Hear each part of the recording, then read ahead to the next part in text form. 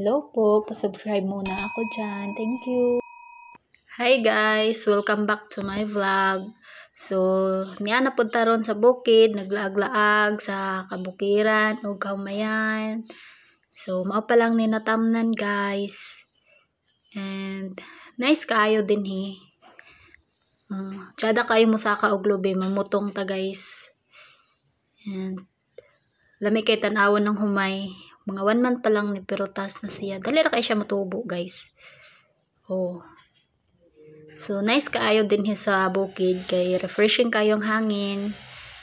And walang mga manok. So na-enjoy ra jud sila og tuka sa katubigan. Sa una madlok ang manok sa tubig pero karon enjoy ra sila sa tubig, bahala lagi mabasa basta makakaon. Oh, tambok kayong manok. So tsada kayo dire guys. So napoy irrigation and refreshing kaayo ang green plants. So bisag makorisma pero naara gyapon irrigation, mao na nga tambok ra gyapon ang tanom. So dako man jud ta sa bukid. And usa jud na problema sa humayan kani yung kuol. Ang tan-awa ra gud na daghan kay itlog sa kuol. Napajud.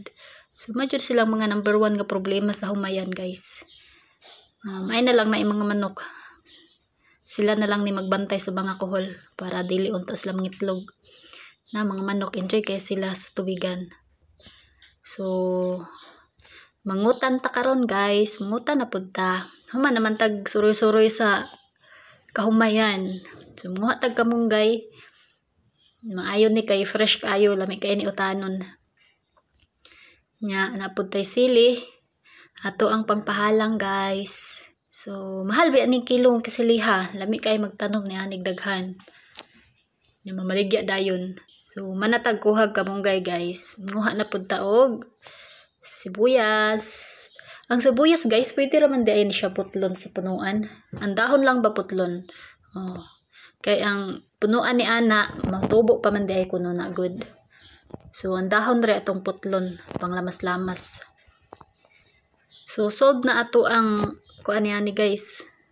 Atong pangsudan-sudan. Maayo pud ning kamunggay daghag iron, pataas sa dugo. So sa mga anemic din parehas na ako guys, magsige ra jud tagkaon yanig daon sa kamunggay para mataas dayon atong dugo ba.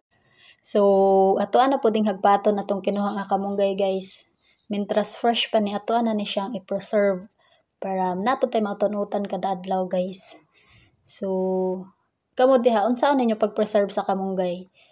Kay di ba ang traditional nga pag-preserve sa kamunggay ato man nang ibutang sa cup nga naay tubig. So pero ang disadvantage lang kay ako ang na-observe inig kaugma mong gud nga na kay mga larag dayon ang dahon tapos malangto na dayon ang baho. So akong style guys, ako ani siyang ibutang sa plastic nga uga. So ako ara pud din sure nga uga pud ang dahon para dili mag-moist sa sulod, para dili pud madunot ang dahon sa atong kamunggay. So makaigo na ni siya mga 5 ka adlaw, mara preserve ra nato. So kamo din guys, unsa may inyong mga pamaagi sa pag-preserve ninyo sa dahon sa kamunggay?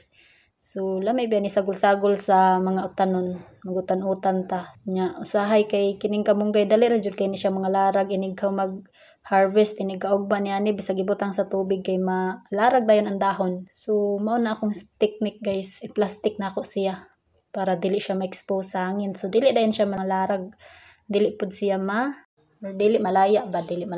So human na taghagpat guys, and ato ana ning ihigot ang plastic. So dugay naman jud ta sige hagpat-hagpat og mga utanon sa bukid. So nagkaton jud ko preserve na dugay. Comment mo below share po ninyo ang inyong mga technique unsaon ninyo pag-preserve sa inyong kamunggay. So that's all guys. Thank you so much for watching. Bye bye.